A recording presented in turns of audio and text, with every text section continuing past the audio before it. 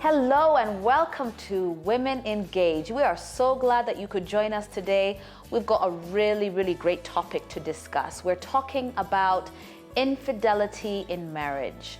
And if you would like to engage with us with the topic and engage with one another, please follow us on our Facebook page, look for Women Engage, and get involved in the conversation. So for now, I would like to introduce our panelists for today. And ladies, I'm going to ask you to introduce yourself, tell us your name, and tell us how long you've been married for. So I'll begin. My name is Jocelyn Isabirie. I've been married for 18 years. My name is Debbie Maloba, and I have been married for 20 years. My name is Rose Misati, and I've been married for 15 years. My name is Phoebe Yamache. I was married for 10 years, and now I'm separated for the last 3 years. Okay, thank you. Thank you, ladies, for coming to have this really important discussion. We're talking about infidelity. Now, we're all church people here. So is this something that we need to talk about even within the church? Does infidelity happen even among Christians? Yes, infidelity happens even among Christians, and it's real. But the silence is the one that is very loud. And so that's why we need to talk about it. Yes, we need to break the silence. Excellent.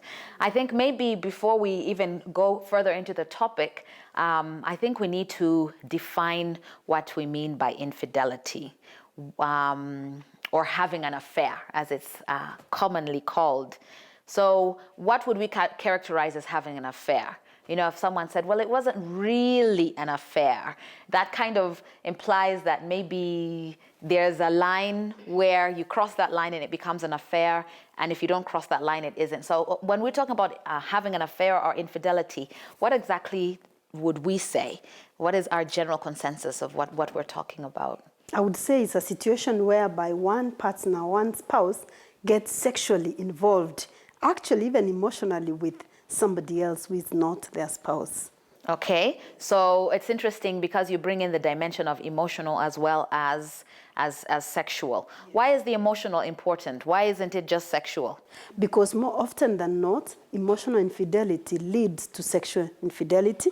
And when there is a sexual act that has followed emotional infidelity, emotional attachment, it becomes very difficult to break that one, as opposed to where it was maybe what they call a fling or a one-night stand. So where the emotions are involved, it becomes very difficult to break. And I think what's really interesting is I think the definition of infidelity really goes to the heart of what we think sex in marriage is for. Marriage is not just a physical union of genitals. You know, it's a union of heart, it's a union of body, it's a union of soul, a union of mind. And so anything that breaks that union, whether it's physical or emotional or spiritual even, then is a break of the covenant. And I think we also have to acknowledge that infidelity can be done by either males or females. And I think also we need to address some myths. The first one is the myth that infidelity only happens when you have a bad marriage. And I think it's a very important myth for us to address because, you know, we might have a viewer out there who thinks, well, I'm married to a good man. You know, we have we don't fight. We don't have major issues, so it can never happen to me. I remember not a very long time ago, one of the celebrities in Kenya actually shared publicly he had been involved in an affair, and this girl got pregnant and she got a child. They went public, and he said his marriage was good. They didn't have any issues, no fights with the wife. But then he realized that they were not emotionally connected.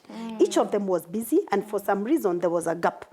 So at the workplace, interacted with this girl, and they became friends, and they became emotionally connected. Before he knew it, they had sex, and she got pregnant. So I like what he said, because he said when the wife realized she didn't fight, she just packed and left. She told him, I give you time to sort yourself, then we talk about it. After some time, they came together, they talked about it, and they identified the reason, because they thought the marriage was good. So they were not making much effort, and they were not fighting, they were not quarreling, but then the affair happened. Yeah. So I just wanted to confirm what you're saying, that infidelity does not only occur in bad marriages. Yeah, and also when your marriage is a kind of, you have a style of communicating, you know each other, you understand each other, you do not forget that we are human beings with all our weaknesses. I may say I'm strong in this area, but weak in another area. There are times you do not, it's not your willing to do such a thing, to go beyond to cross the boundaries. But you find yourself in a situation where, because of the weaknesses, because of our nature, human being, you find yourself doing something that you never thought about. This one. Because you have that communication, because you trust each other, it's easy. It's easy even to resolve. It's easy to, when you discover that you have gone beyond, quickly you come and you resolve it, you express it, you explain. I think you're married because you have harmony in your, that strength will help you to cover and even to forgive. So to say that, contrary to popular belief, marriage is not actually a solution to sexual temptations as such. Yeah. So the sexual temptations, you need to fight them each and every day. As Paul says, we die daily, and we share, and we are very open, because what cannot be acknowledged cannot be healed.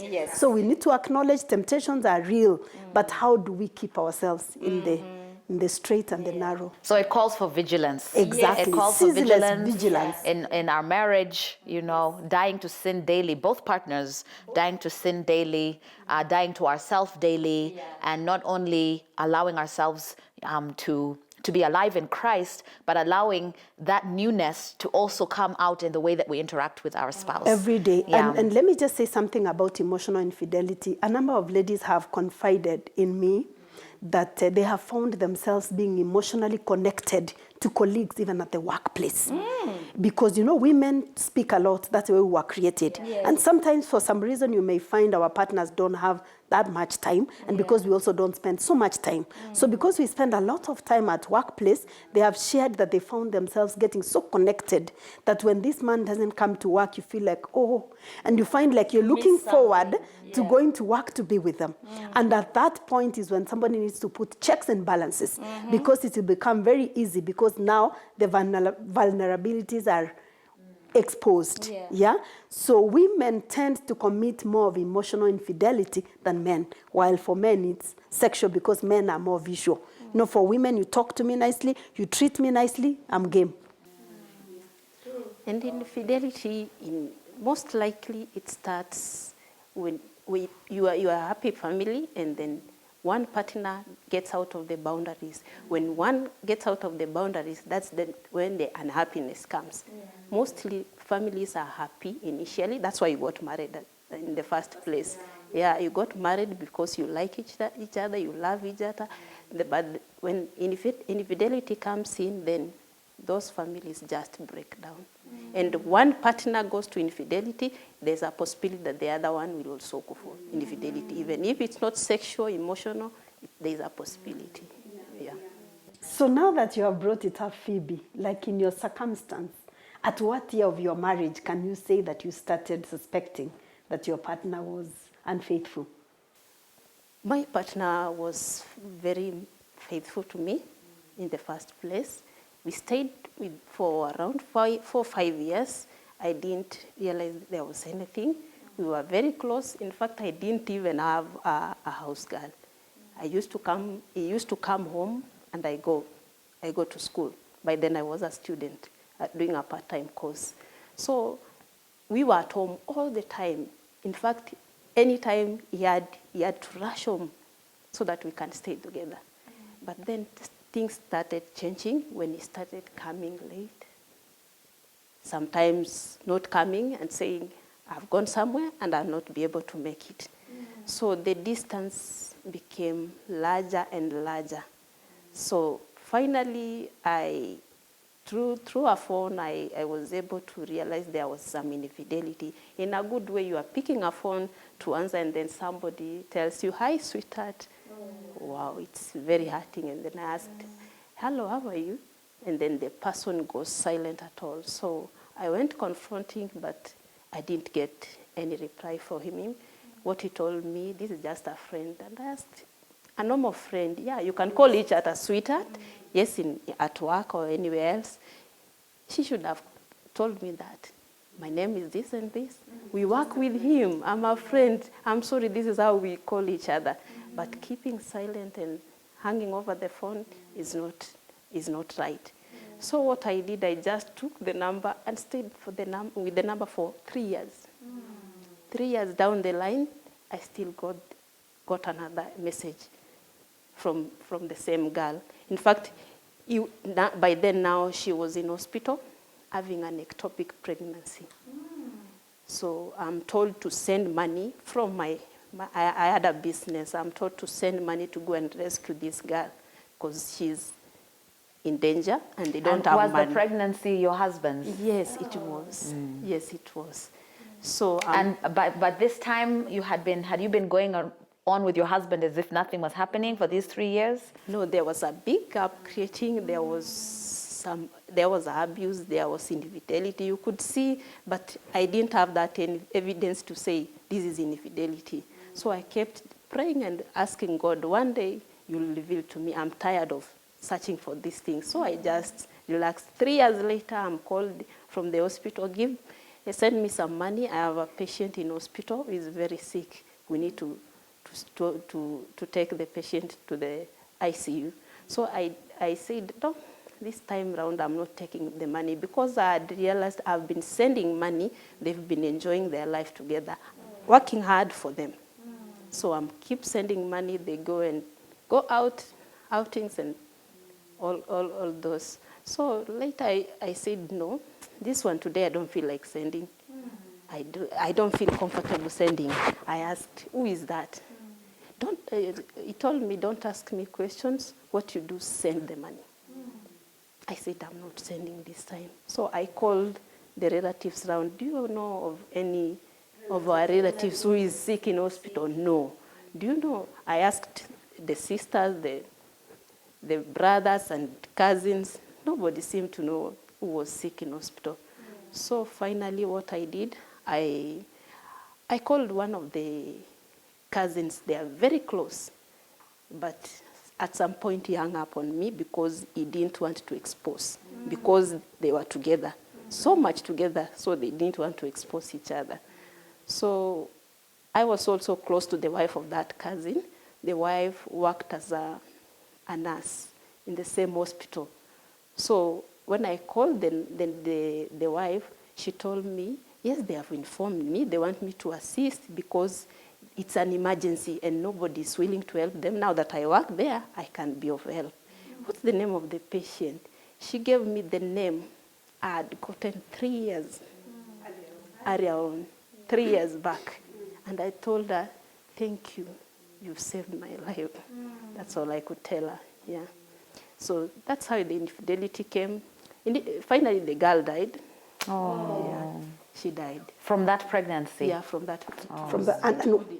And what was interesting, Phoebe has shared with me that she actually attended the burial.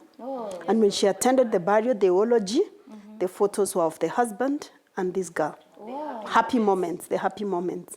So in that way, then the infidelity was not just a suspicion, but it was confirmed. And the funeral was almost getting disrupted because they saw her there. Yeah, they thought I was coming to cause any commotion. No, I was so calm. So calm. I wanted to be there. I didn't want anybody to tell me, there was a funeral and this is what happened. Somebody else will say, "No, it didn't happen." But I wanted to be there in that situation and see. I didn't cause any commotion. I was so calm till the end. And what happened after? Did he explain it? Because he saw you there and now he was sure that you knew everything. Did he confess or he just kept quiet? Initially, he kept quiet. In fact, when we came back, he didn't come back home. he went to sleep in the same house where they were staying with the girl. So let me just ask you to backtrack a little bit, Phoebe. So at this time, had you and your husband still been staying together for these 3 years? Or Yes. he was staying with you Yes. and staying with her at the same time? Yes. So he would come in and out between the two homes? Yeah. Of course, he couldn't say, I'm going to someone's house. He'd say, I'm going out, I have some work, I'm going outside town, so I'll come back in 2 days. Yes. So you couldn't imagine he was going there. But the suspects were there. Why are you changing routes? You know, you realize the routes change, the normal routes are changing. The normal time you come home is changing. And then was your his family aware? Yes. Not of exactly what was happening, but I had complained to the family so much. Yeah, we had had like 3 or 4 encounters with family meetings, trying to discuss the issues. I'm not comfortable, there's this happening, he comes late, he abuses me. So, but they couldn't take it in. Yeah. So now, this is such a fascinating story. So in the end, how did this finally end with you and your husband? Was it shortly after the funeral of that girl? Did he now come back because now that other girl was dead? What happened? After the funeral, we came back. He went to the house where they used to stay. So I came back home. I realized that he wanted to keep quiet and things just move on. But I said, no, this one we have to sit down and talk. So I had to provoke a meeting, a family meeting, and then they came. So when they came, I told them this is what has happened, and I don't know what I'm going to do. I want to move out of this. Of course, the families cannot allow you to move out. They'll still encourage you, no. Did you have children with your husband? By then I had 1 child. Okay. Yeah. And how old was your child at this time? By that time, my child was 5 years old. 5. Yes. So it's difficult. It's not just you. Yeah, yes. So go on. Then how did it finally resolve? What happened? In the meeting, they encouraged me to go back and forgive him. That's what the families do all the time. They'll not allow you. Nobody will tell you, no, you can walk out if it's not working. They'll still encourage you, stay there. So I stayed there. I talked with them and I stayed there. So after some time, I got pregnant. I got another child. When the child was, I got pregnant, he himself started treating me differently. It's as if he didn't want this child. And I didn't know why, and he had been asking, we need another child. So I thought this one now is going to solve all the problems. Yeah. But then he started treating me in a different way. In fact, I almost lost the baby, but I didn't lose the baby. I went to hospital, and it was fine. So what he did, at some point I realized again he had another girl. Yeah. Through the phone was there, I was ironing, and the phone is on the table, and then you see the message coming. Yeah, that's how I realized he had another one. So I came to realize he also used to go to that route where that guy is. You know the routes. This is JKUAT. What do you do in JKUAT every time? You see? Yeah, what are you doing there? And you don't have any business there. So when I realized there was also another girl, I said no. I've worked for so many years supporting you out there. This one has died, and you come back again. You need me to work hard for another one. I said no. In fact, I stopped working. I had a big business in Karen, a pharmacy. So I stopped working. I said, I'll start from the scratch. If this doesn't work, I'll do what I know I'll do with my hands and support my children, but it doesn't work. So finally we separated. Yeah, when the baby was 8 months old. Your daughter now. Yeah, my daughter, 8 months old. We separated. Yeah. So was it him now who said, I think let's separate, or was it you, or? Oh, he closed the business. He couldn't manage the business alone. Yeah, so I got a job. Where I was previously working before I opened this business. So he was at home. So at some point, I had no money in the house, and he was not working, he was just there. So I was supporting the family and doing everything from my workplace. So one evening I come from church and I say, we don't have any money. Please see what you can do for us to eat, because it's approaching end month and I don't have any money. Because you drive out. When you drive out, that means you have money for fuel. Where do you get money for fuel? And when you have a car, you can do even a taxi business. Instead of sleeping at home, just go out and do something and bring it, so that we can eat. He didn't take that kindly. He told me we need to eat. Get food from wherever you. So when I came in the evening, I told him I'm not able to get food.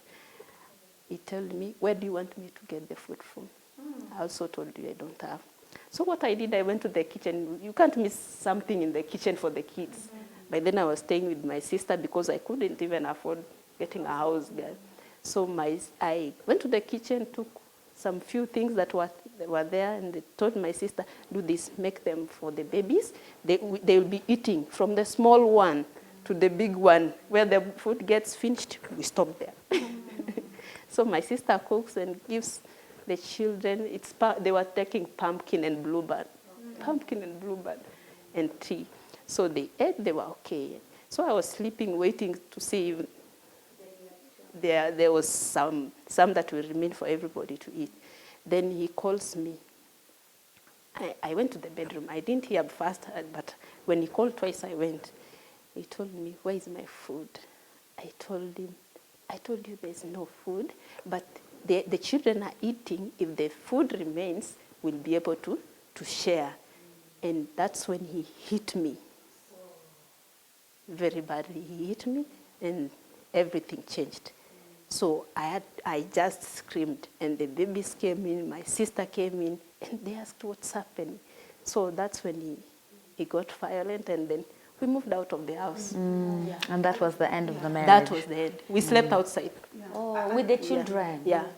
And so from Phoebe's story, there are 2 points I can see. One, the one we alluded to earlier on, of there are always issues that lead somebody to commit infidelity, and they need to be tackled. So it appears from the first instance, the issues were never addressed. Yes, so it happened again. Number 2, forgiveness, contrary to what people believe, is not that you forgive and you still stay there. Once you forgive, you can either renew the relationship, which is very good, or you can release the relationship. So for Phoebe, it seems to me that she forgave and she released that relationship because there was also violence involved. Yeah. So one of the things you've said is we need to address the issue. What has led to the infidelity in the first place? Because if you don't address that, chances are it can happen again. Are there other things that we can do in order to have hope after? I'm looking at it this way as well. In a marriage, both partners, they are predisposed to infidelity. Each of us, you really can't say that it's one person. So we are all prone to infidelity. So looking at it on the side, because Josephine, you asked, what can we do about it? Yes. I can say on the side of, if you're the one who has committed infidelity, it's important to acknowledge and take full responsibility. That I'm not accused and say it's because you didn't do. Number 2, it's important to openly discuss and share and disclose fully. Number 3, it's important to forgive without making reference. So don't remind your partner if they disclosed and you forgive them. Don't keep going back. And forgive for the mistake that has been committed now, not for the future. Saying, I am not sure, I'm not what. So, and many times the pain is so much, you need a third party, even a professional counselor, to walk you through it, because it's very, very painful. It's very devastating. And, disclosure is good because it will keep you. Your spouse will look and say, when this and this happens, there's a likelihood. So it's always important. And there are couples who have emerged stronger after infidelity. Yeah, but open communication, as Debbie said, is very important. Open communication. Yeah. And also just to say family is good, But many times from my experience, I have seen they a come to third one party, side. somebody who is not related, maybe a best couple, a close friend, a professional counselor, a pastor, would be better placed than the family, because the family, they're already too close. And so when there's a case of violence, now that complicates it further, because it's better to be safe. And many times, you know, when children grow up in dysfunctional homes, they are worse than when the partners are apart. Because when the partners are together and there's abuse, there's infidelity, we give them the wrong impression of marriage. And there is a likelihood that they will also end up the same, being victims or being the perpetrators. So it's always very, very important to seek counsel, and also to know when your life is in danger, you need to be safe. Be safe first before anything else. Forgiveness is very important. Sometimes we say, no, I'm not the one who wronged. I'm not the one who is on the wrong side. But remember, when you forgive, you release yourself, and peace comes. Forgiveness comes also with prayers. Be a prayerful man or woman, so that God will help you and give you the strength, because without forgiveness, your life will not have a meaning. Forgiveness is very important. The first time I came out and spoke about this thing to one of my sisters, that was my highest moment. It's as if I removed a big luggage from my back and put it down. But initially, I couldn't speak about it because I knew society will tell me, no, you can't do that. You have to go back to your husband. You have to go back to your family. So when I said I'll not listen to society and I'll listen to my God, that's when things changed. It's very difficult to deal with the pain that comes from adultery in a covenant relationship. And the only person who can help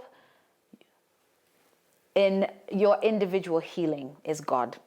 He's the only one who can give you even the ability to forgive, the ability to want to build a future after having gone through this. And he's also the only person who can change the heart of that person, because the two of you have to come together and renew that commitment to make things better for the future. And so I say, just lean on God. Thank you, ladies, for being open about this difficult topic. We hope that you have been blessed, and we continue to pray over you. Those who are unmarried, we pray over you wherever God is leading you. Those who are in your marriages, we pray that God will be the center of your marriage. God bless you.